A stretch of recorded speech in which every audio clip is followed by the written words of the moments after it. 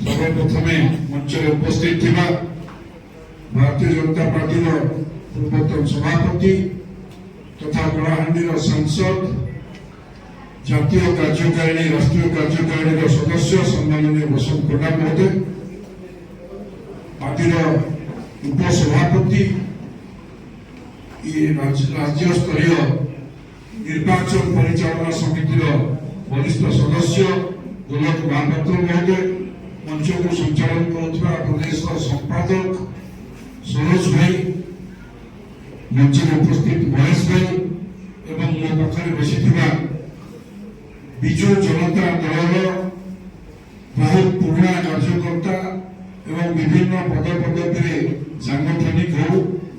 कि सरकारी पदवी हो, पूर्वतन महिला कमिशन अध्यक्ष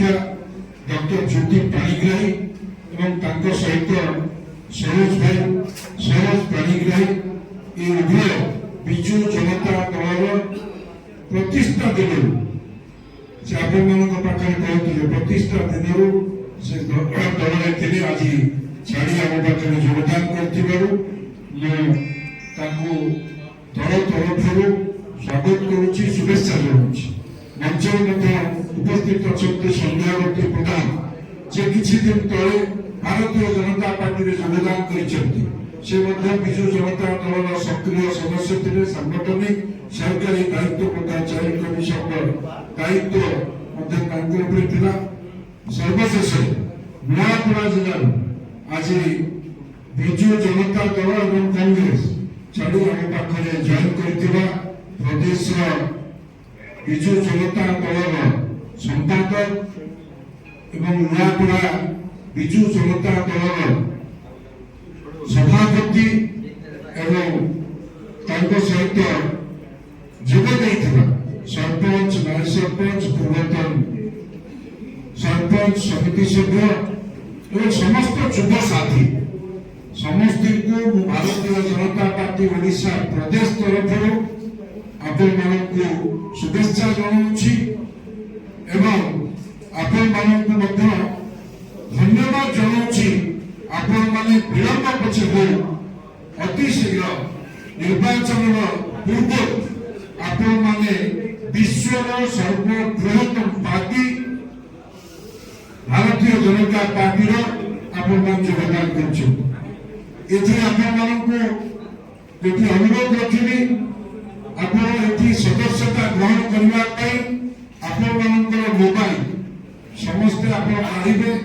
गोटे नंबर मुझे कहबी डायल करेंगे, 2-3टी रिंग होगा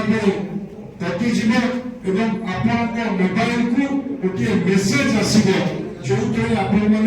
ये विश्व सर्वबृहत्तम पार्टी सदस्य होने आपने निजे जापर से डिटेल्स प्रयोग करेंगे। आपने डिटेल्स कलापर भारत सरकार जो जो लोकाभिमुखी कार्यक्रम गुड़िक आपण पाखक माध्यम आपने पाइपर।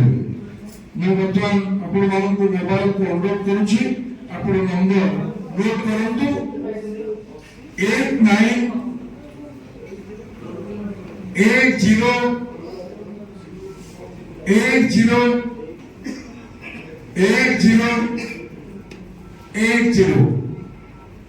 आप कॉल करेंगे मेसेज आसो जो रिंग कटो मेसेज आसो आपको आसला टे देखिए देवे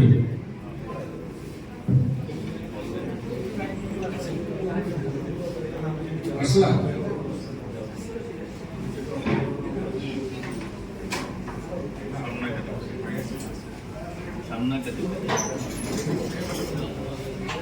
तो आपण माने पुनर्बार आपण माने वर्तमान पार्टी सदस्यता ग्रहण करे आपण मानकर नंबर क्रमिक नंबर ये रहिला आपण माने